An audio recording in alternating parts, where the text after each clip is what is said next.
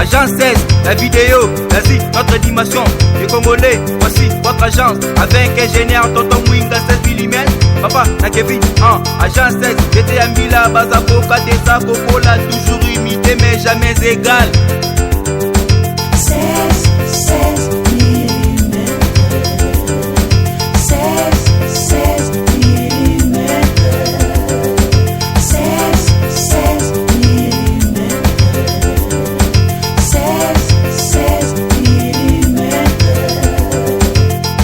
Réalisation, clip vidéo, théâtre et cinéma, publicité, documentaire, magazine, reportage mariage, reportage d'aide et émission.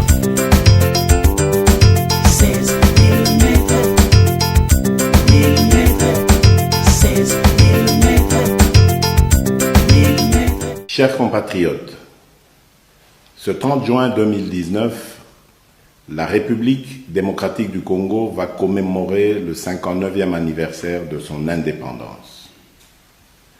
Dans des circonstances normales, nous nous serions réjouis, tous ensemble, en évoquant notamment les hauts faits des hommes et des femmes qui se sont sacrifiés pour que notre pays puisse accéder à la souveraineté nationale et internationale.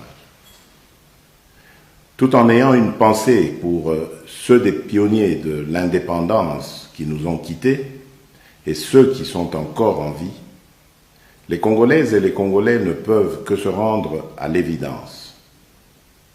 5 mois après mon accession à la magistrature suprême, je ne peux nier que notre pays fait encore face à des défis majeurs. Ils sont énormes, certes, mais pas insurmontables. La problématique de l'insécurité récurrente dans certaines parties du territoire national, principalement dans les provinces de l'Ituri, du Nord Kivu, du Sud Kivu, du Tanganyika, du Kasaï et du Kasaï central, est très préoccupante.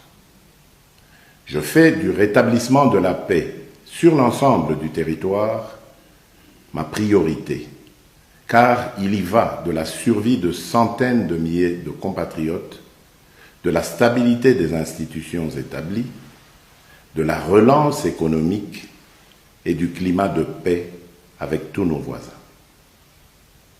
En attendant la mise en place imminente du gouvernement de la République, je n'ai pas croisé les bras. Après la passation de pouvoir, je me suis rendu à Lubumbashi pour prendre des mesures à même d'endiguer le banditisme qui faisait rage dans cette ville et mettre fin aux tracasseries existant au poste frontalier. Je me suis ensuite rendu dans la province du Nord Kivu, plus précisément à Goma et Beni, pour faire l'état des lieux de l'insécurité grandissante et de la persistance de l'épidémie à virus Ebola. J'ai terminé ce périple à l'intérieur du pays par la ville de Kisangani. Partout où je suis passé, je me suis rendu compte que nos compatriotes vivent dans la peur du lendemain à cause de l'insécurité. Et en ce qui concerne Beni et Butembo, comme si cela ne suffisait pas, le drame humanitaire que constitue cette épidémie à virus Ebola est venu s'ajouter à ce tableau déjà assombri. Les derniers cas de résurgence d'insécurité en Ituri m'affectent profondément, car ils constituent un grand recul en matière de pacification. C'est ainsi que je viens d'ordonner à nos forces armées de mener des opérations de grande envergure dans les territoires de Djougou et Mahagi. Ces opérations vont s'étendre à Minembwe, dans le sud Kivu, pour mettre définitivement fin aux aventures de tous les hors-la-loi qui endeuillent nos populations et sèment la désolation dans cette partie du pays. Nous saluons les nombreuses redditions des groupes armés observées depuis notre accession à la magistrature suprême. Le gouvernement, en concertation avec la MONUSCO, est en train d'étudier le cadre adéquat pour leur prise en charge en vue de leur réinsertion dans la société. nous lançons un vibrant appel aux groupes armés encore actifs à déposer les armes pour bénéficier des avantages de ce nouveau cadre de démobilisation, désarmement et réinsertion. L'insécurité est aussi et surtout le fait des groupes armés étrangers. Un plan de leur éradication totale est en train d'être discuté avec la MONUSCO et les pays voisins concernés. Chers compatriotes, en signe de solidarité avec nos compatriotes de Beni, Bunia, Mahagi, Djougou, Butembo, des villes environnantes et des autres contrées du pays touchées par l'insécurité, j'ai décidé de commémorer ce 30 juin dans la province de l'Ituri. Ma présence dans cette province s'explique par un souci de compassion envers des milliers de familles congolaises endeuillées. Chers compatriotes, mon propos d'aujourd'hui ne constitue pas un bilan à mi-parcours du chef de l'État. Cependant, il est de bon ton, après 5 mois à la tête du pays, que je vous dise ce qui revient à l'actif de mon administration. S'agissant du social, j'ai entrepris, dans le domaine de la santé, de mettre en œuvre des mesures qui produiront des effets bénéfiques à l'ensemble de la population à court terme. Ces mesures sont mises en place de manière progressive. Il en est ainsi de la gratuité des soins de santé au profit de nos hommes de troupe, ce qui constitue un prélude à la couverture maladie universelle que j'ai annoncée et à laquelle plusieurs partenaires extérieurs ont adhéré, promettant leur accompagnement. Pour renforcer la lutte contre le virus Ebola, j'ai créé un comité de coordination nationale placé directement sous la tutelle de la présidence qui réunit, outre le ministère de la Santé, des experts congolais dont la renommée en la matière est reconnue au-delà de nos frontières. Je ne ménagerai aucun effort pour enrayer ce fléau. C'est pourquoi, aux actions du gouvernement, j'ai décidé d'associer les leaders politiques locaux et ceux de la société civile, car ce combat nous concerne tous. La problématique de l'eau et de l'électricité à Kinshasa et dans l'arrière-pays se doit d'être définitivement résolue. À Kinshasa, la capitale, certains travaux d'aménagement de modules de traitement d'eau sont à terme et d'autres en cours de finition. C'est le cas, pour ne citer que ces exemples, de la station de Lemba Imbu, tout comme la reprise en alimentation d'eau au camp militaire de Kitona, dans la province du Congo central, après plusieurs décennies de pénurie. Dans le domaine des infrastructures, les travaux en cours sur l'étendue du territoire national, en particulier des routes et ponts d'intérêt général, démontrent ma détermination à favoriser l'intégration nationale et les échanges entre les provinces. Dans les centres urbains, la ville de Kinshasa a donné le ton avec des travaux d'aménagement, notamment des sauts de moutons, en vue de débarrasser la capitale de ces interminables embouteillages. En ce qui concerne la réhabilitation des routes, plusieurs ouvrages sont en voie d'être achevés à Kinshasa et dans les provinces, comme j'ai pu m'en rendre compte personnellement lors de ma visite dans la Chopo, où j'ai inauguré 2 ponts d'intérêt national.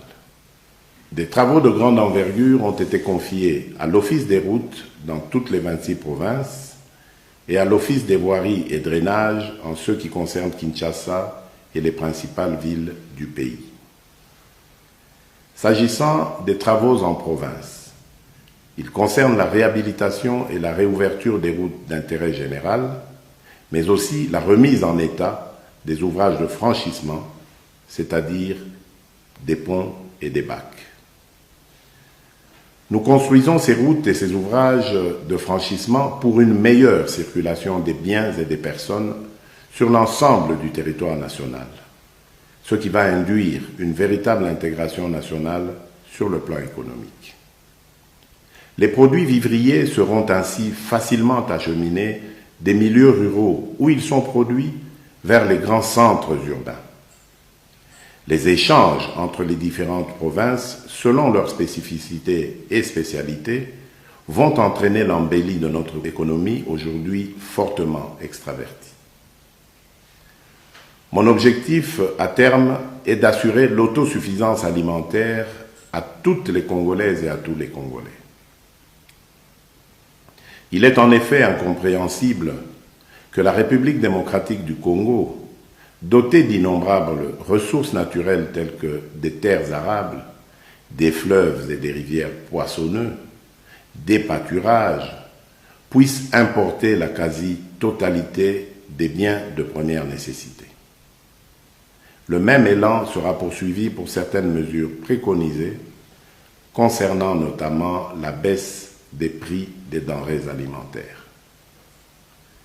Pour ce qui est des volets politiques et des droits de l'homme, je me réjouis avec l'ensemble des Congolais que notre pays ait connu sa première alternance pacifique et historique à l'issue des élections du 30 décembre 2018. Le mérite revient en premier lieu au peuple congolais qui est allé accomplir son devoir civique dans la paix. Ensuite, l'attitude affichée par mon prédécesseur à propos de l'alternance pacifique a été très déterminante pour le maintien de la paix et de la stabilité dans notre pays. Enfin, le rôle joué par les acteurs nationaux et internationaux impliqués dans le processus électoral a été tout aussi primordial.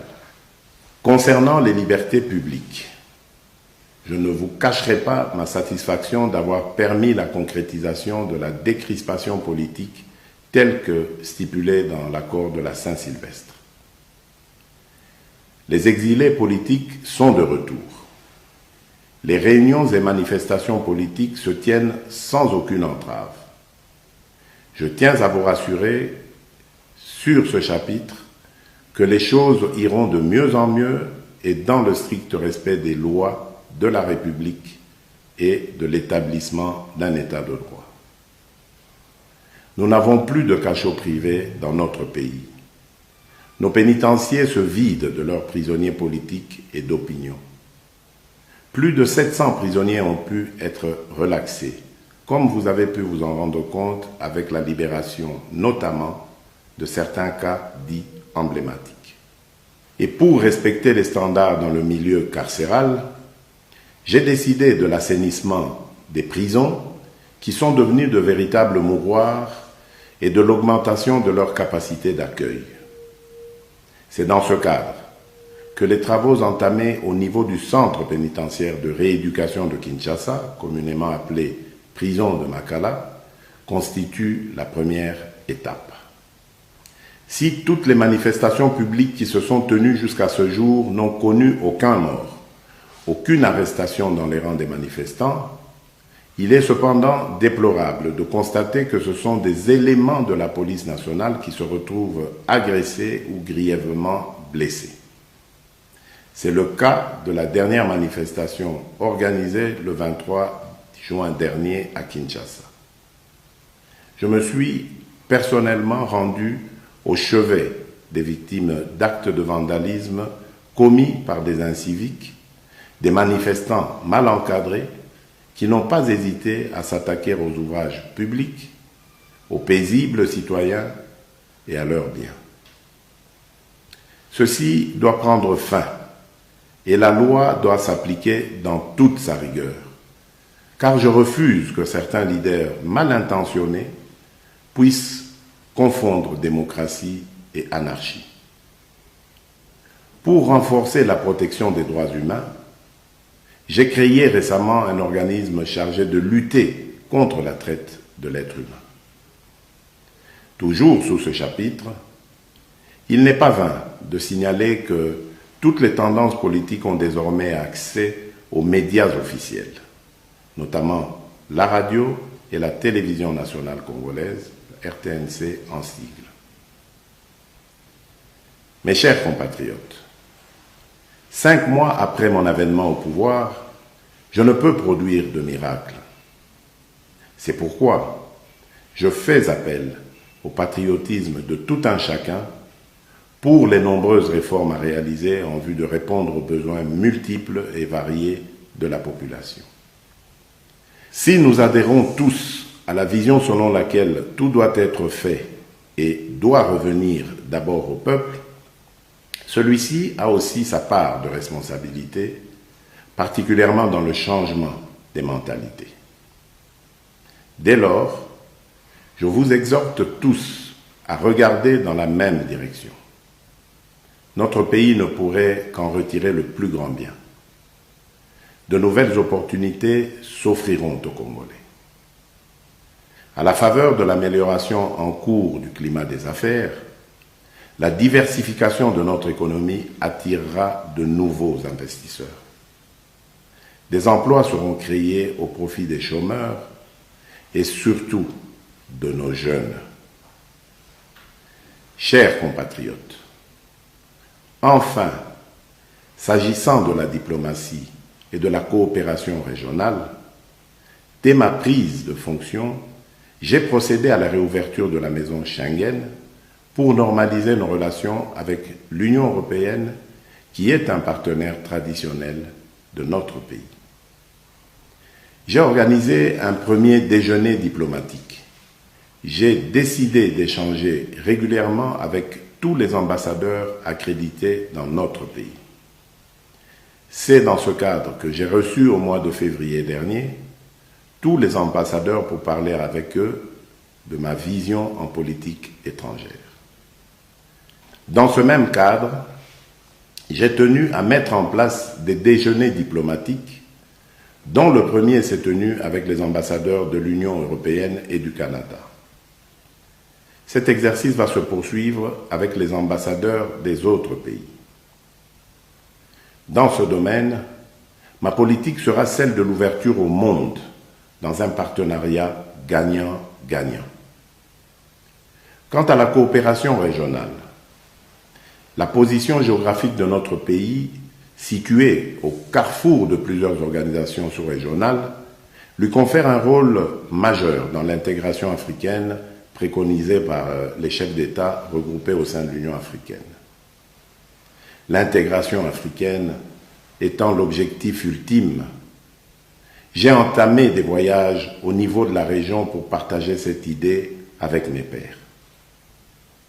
Cette démarche consiste à réaliser d'abord l'intégration au niveau de chaque sous-région avant sa consolidation au niveau continental. C'est dans ce cadre que mes visites m'ont déjà permis d'échanger avec les chefs d'État de l'Ouganda, du Rwanda, du Burundi, de la Tanzanie, de la Zambie, de l'Angola et du Congo, en ce qui concerne nos voisins. À cette liste s'ajoutent mes fructueuses rencontres avec les chefs d'État du Kenya, de la Namibie, d'Afrique du Sud, du Gabon et de la Guinée équatoriale. Avec les uns et les autres, nous avons compris que nous n'atteindrons pas cet objectif d'intégration africaine et du développement de notre continent si nous ne menons pas un combat farouche contre l'insécurité et les différents conflits qui déstabilisent l'Afrique. Ceci n'est possible que par la construction d'infrastructures transnationales. Les routes, les chemins de fer, les voies aériennes, les voies fluviales et maritimes, et par l'élimination des barrières douanières. Toujours sur ce chapitre de la diplomatie, je voudrais aussi souligner mon dernier passage à Washington, où j'ai eu des discussions avec la directrice générale du Fonds monétaire international. Ces discussions ont débouché sur une mission de cette institution à Kinshasa au titre de l'article 4. Le rapport de cette mission augure la reprise des programmes avec le FMI, qui est une bonne chose pour l'économie de notre pays. Avec la Banque africaine de développement, Je voudrais d'emblée remercier le président de cette institution, mon frère Akinwumi Adesina. Au cours de nos échanges, il a clairement indiqué sa satisfaction concernant l'assainissement du cadre macroéconomique et a également promis le soutien de son institution aux différents projets de notre pays. Je voudrais aussi dire qu'au niveau de la Banque mondiale, je viens de recevoir à Lubumbashi le vice-président de cette institution financière internationale avec qui nous avons partagé des vues communes sur la reprise de leur programme en République démocratique du Congo. Chers compatriotes, après avoir dressé ce constat à mi-parcours dans les domaines étayés, je vous annonce ma détermination à engager le gouvernement à répondre aux attentes de la population par des réformes nécessaires au développement de notre pays. Ainsi, la promotion des droits de la femme est un critère qui rentre en compte pour ce faire. C'est pourquoi je demanderai au Parlement de réfléchir sur un système de quotas, aussi bien dans les assemblées électives que dans l'administration, à réserver d'emblée aux femmes afin de renforcer leur participation active dans la société. De la même manière, je prendrai des mesures pour lutter contre le chômage des jeunes. Des mesures incitatives seront prises en faveur des entreprises qui vont employer des jeunes. Un fonds de garantie sera créé pour leur permettre d'accéder au crédit bancaire tout en bénéficiant d'un accompagnement dans la gestion de leurs projets. J'envisage également une profonde restructuration du service national et le renforcement du rôle de l'INPP, l'Institut national de préparation professionnelle, pour prendre en charge les jeunes désœuvrés et favoriser leur réinsertion dans la société. Chers compatriotes, la lutte contre la corruption et pour la bonne administration de la justice sont des gages de bonne gouvernance. Sans une justice équitable, il est inutile de parler d'état de droit. La justice élève une nation, dit-on. Cette parole biblique doit nous inspirer dans notre quête d'une justice plus juste qui serait rendue par des juges intègres. Je prends l'engagement et réitère en tant que magistrat suprême mon vœu de nommer des hommes et des femmes intègres afin qu'ils redorent le blason terni de notre justice. Une autre grande réforme devra viser le système électoral dans la mesure où celui qui est en vigueur a montré ses limites, plus précisément en ce qui concerne le mode de désignation des sénateurs et des gouverneurs. Chers compatriotes, au moment où nous déplorons l'insécurité dans les 6 provinces précitées, voilà qu'un autre drame vient durement assombrir cette journée anniversaire de l'indépendance avec l'effondrement d'une mine à Kolwezi qui a causé plusieurs victimes parmi nos concitoyens. Après avoir ordonné une assistance aux familles éplorées, je leur présente mes condoléances les plus attristées. Par ailleurs, je viens de diligenter à cet effet une enquête pour établir les responsabilités dans ce drame. Chers compatriotes, ce 30 juin est le premier que je célèbre avec vous en tant que chef de l'État. Je l'ai voulu moins fastueux et plus dans la méditation et la prière, ce qui nous permet à tous de faire l'état des lieux afin de mieux nous projeter dans l'avenir. Un avenir que je veux radieux et prospère pour tous les Congolais. Que vive la République démocratique du Congo, que Dieu bénisse notre pays et son peuple. Je vous remercie. Agence 16, la vidéo, vas-y, notre dimension. Les Congolais, voici votre agence. Avec ingénieur Tonton Mwinga 7 mm. Papa, na Kevin, Agence 16, j'étais à Mila, Bazako, Kadesa, Kokola, toujours imité, mais n'est jamais égal.